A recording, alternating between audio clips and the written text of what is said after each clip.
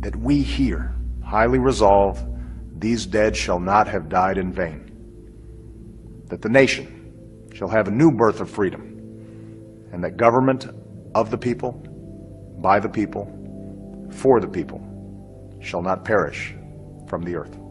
This nation, under God, shall have a new birth of freedom. This nation, under God, shall have a new birth of freedom. This nation, under God, shall have a new birth of freedom. This nation, under God, shall have a new birth of freedom. This nation, under God, shall have a new birth of freedom. This nation, under God, shall have a new birth of freedom. This nation, under God, shall have a new birth of freedom. That this nation, under God, shall have a new birth of freedom. The nation shall have a new birth of freedom.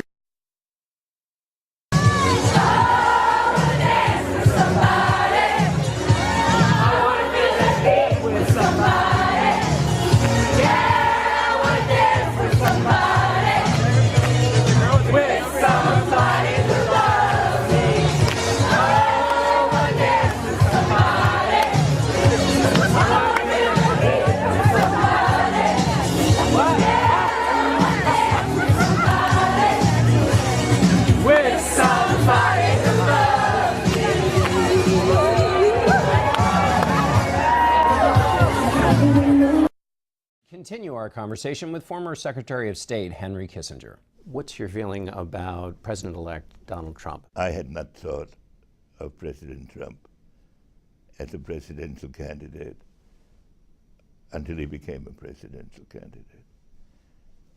And in the first appearances, I thought it was a transitory phenomenon. But I give him huge credit for having analyzed an aspect of the American situation. Donald Trump is a phenomenon that foreign countries haven't seen. So it is a shocking experience to them that he came into office. At the same time, extraordinary opportunity. And I believe he has the possibility of going down in history as a very considerable president. Okay, Amp, let me out.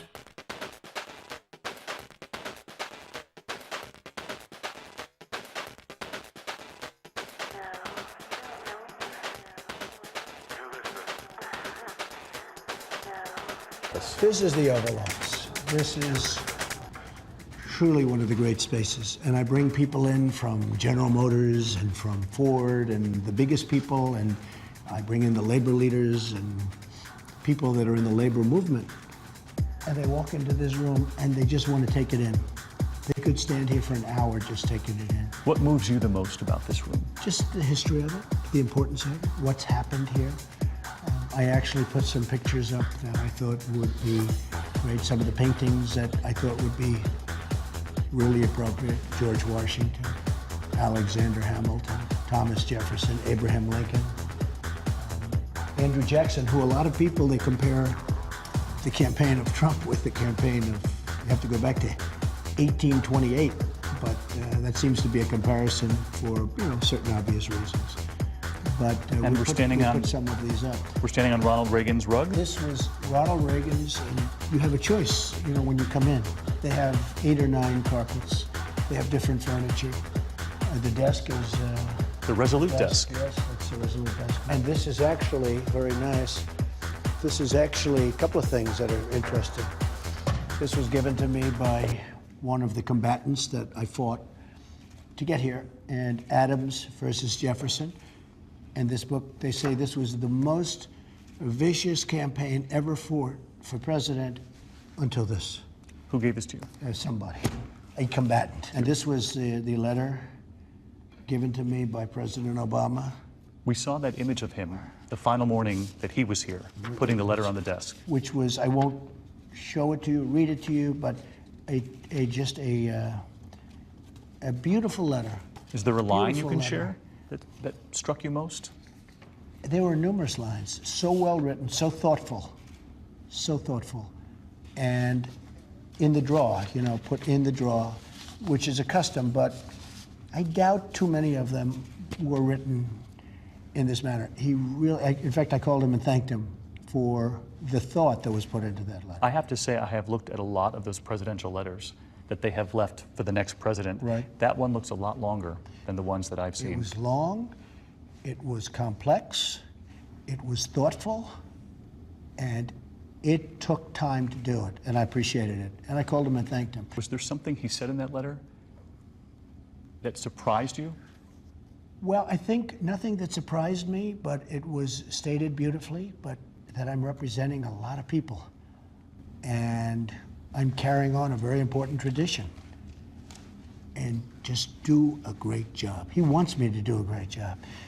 He said something that was very interesting to me. He said, you know, if I thought your health care plan was going to be better than his plan, Obamacare, I would support it, and I believe he would.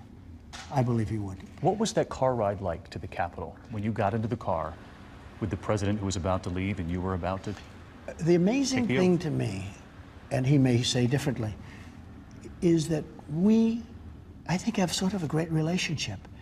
And yet it was a vicious campaign, and vicious things were said by him and by me about each other. I mean, he said that, you know, I would never represent the Republican Party. Then I won.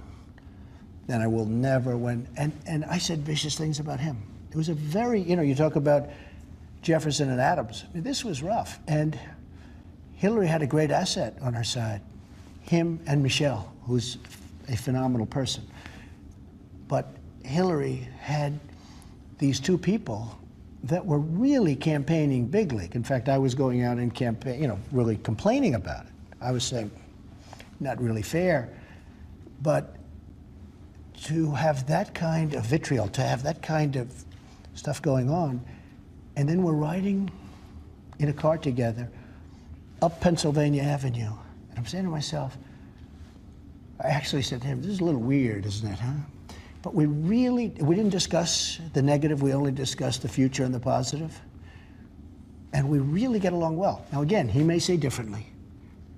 Do you think America is done hearing about investigations into Hillary Clinton? I just don't know. I mean, I hope so. And from my standpoint, we want to move on to the future.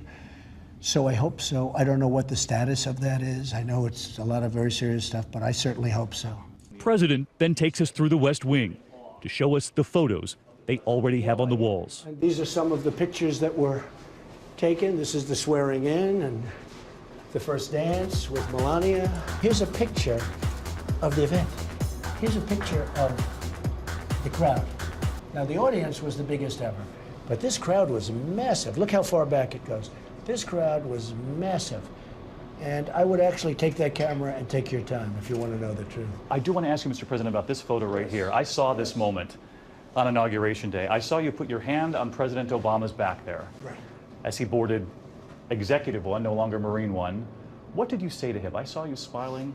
There is a warmth. Look, if you see that picture, there is a warmth there. But that was an incredibly beautiful moment. And I've seen it over the years. I've seen the good and the bad. But the scene of that great machine turning on and lifting off, it was really something special. He points to an image of his daughter, Ivanka, and his son-in-law, Jared Kushner, now a senior advisor to the president. Is there any chance Ivanka might have an office right here in the White House?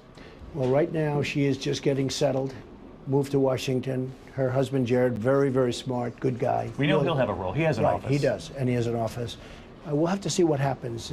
She is a special person. She's You're not ruling it out. smart, and she's got every quality you can possibly have. I don't rule out anything. No, there's certainly a possibility. And Jared has been here, and he's doing a great job. And just before we leave, the president tells us he wants to show us just one more image. One thing this shows is how far over they go here. Look how far this is. This goes all the way down here, all the way down. Nobody sees that. You don't see that in the pictures. But when you look at this tremendous sea of love, I call it a sea of love, it's really something special that all these people traveled here from all parts of the country, maybe the world, but all parts of the country. Hard for them to get here.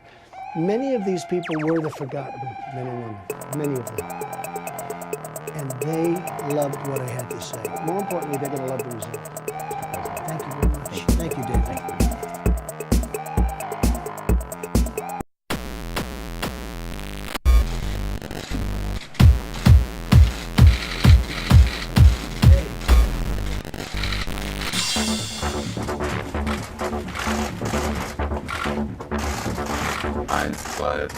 to you.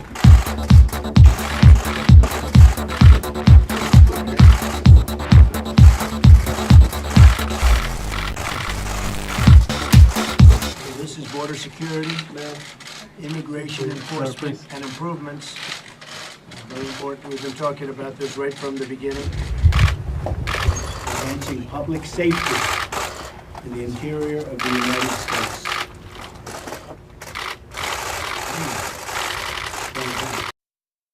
In Australia, I have a lot of respect for Australia. I love Australia as a country, but we had a problem where, for whatever reason, President Obama said that they were going to take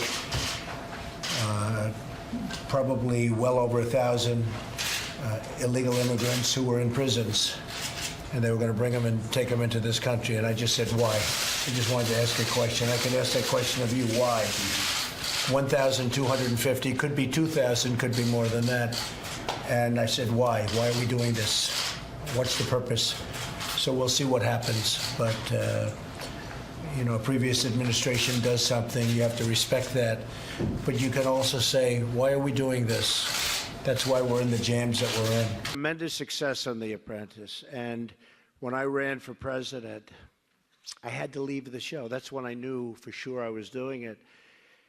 And they hired a big, big movie star, Arnold Schwarzenegger, to take my place. And we know how that turned out.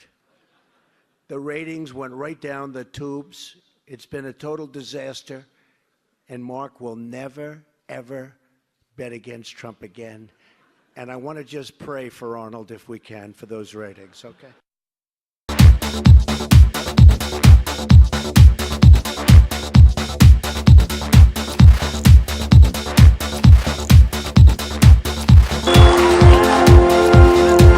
Mr. Madison, what you just said is one of the most insanely idiotic things I have ever heard. At no point in your rambling, incoherent response were you even close to anything that could be considered a rational thought. Everyone in this room is now dumber for having listened to it. I award you no points, and may God have mercy on your soul.